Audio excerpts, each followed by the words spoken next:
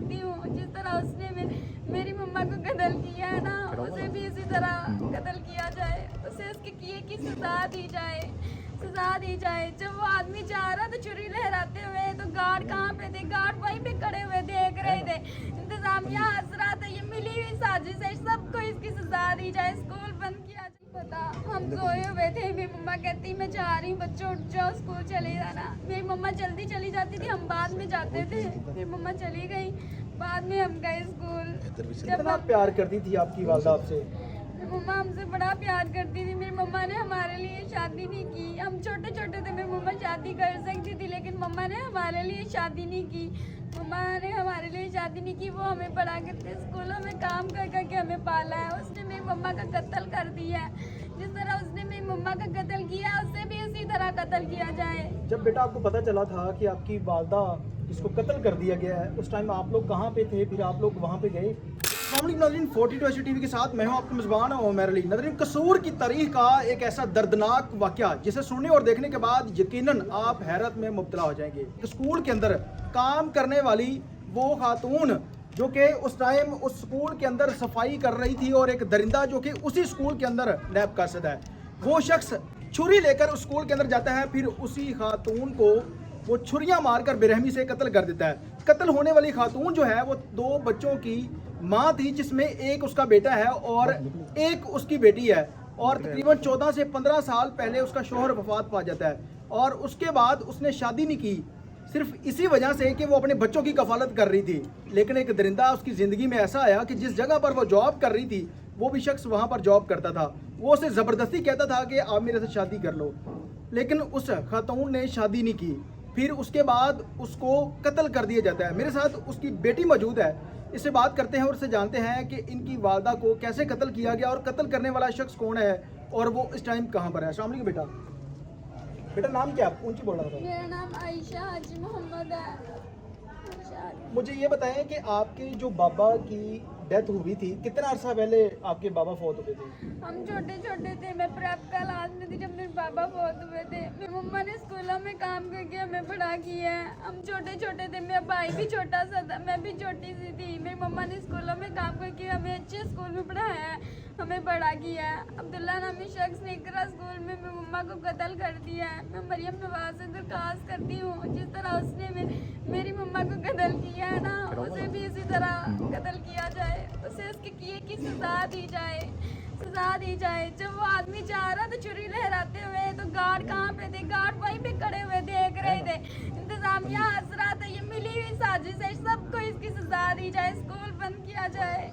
बेटा मुझे ये बताएं कि आपकी मामा रोज स्कूल जाती थी, जिस दिन उसको कत्ल किया गया आपकी मामा को, हफ्ते का दिन था, उस दिन लास्ट टाइम आपकी वालदा के साथ क्या बात हुई थी? जब आपकी वालदा जा रही थी, उन्होंने कोई बात की हो या कोई किसी किस्म का घर में बताया था कि कोई बंदा उनको परेशान करता है? नहीं पता, हम सोए हुए थे, मेरी मम्मा कहती मैं जा रही हूँ, बच्चों उठ जाओ, स्कूल चले जाना। मेरी मम्मा जल्दी चली जाती थी, हम बाद में जाते थे। मेरी मम्मा चली गई, बाद में हम गए स्कूल। कितना प्यार करती थी आपकी वालदा आपसे? मेरी मम्मा हमसे बड़ा प्यार करती थी। मेरी मम्मा ने हमारे लिए शादी नहीं की, हम छोटे छोटे थे, मेरी मम्मा शादी कर सकती थी, लेकिन मम्मा ने हमारे लिए शादी नहीं की। मम्मा ने हमारे लिए शादी नहीं की, वो हमें पढ़ा करके स्कूलों में काम कर करके हमें पाला है। उसने मेरी मम्मा का कत्ल कर दिया है, जिस तरह उसने मेरी मम्मा का कत्ल किया, उससे भी उसी तरह कत्ल किया जाए। जब बेटा आपको पता चला था कि आपकी वालदा इसको कत्ल कर दिया गया है, उस टाइम आप लोग कहाँ पे थे? फिर आप लोग वहाँ पे गए? हम सब स्कूल, मैं स्कूल में थी। किस स्कूल में आप पढ़ती हैं? Pakistan grammar school. आप अपनी वालदा को देखने के लिए वहाँ पे गई, फिर क्या हालत थी उनकी? मैं घर पे थी, मेरा भाई गया हुआ था मम्मा को लेने के लिए। मेरा भाई मम्मा को स्कूल में लेने के लिए गया हुआ था, छुट्टी से पहले चला गया था। हमने मंगनी पे जाना था, मेरी आंटी की मंगनी थी उसी दिन।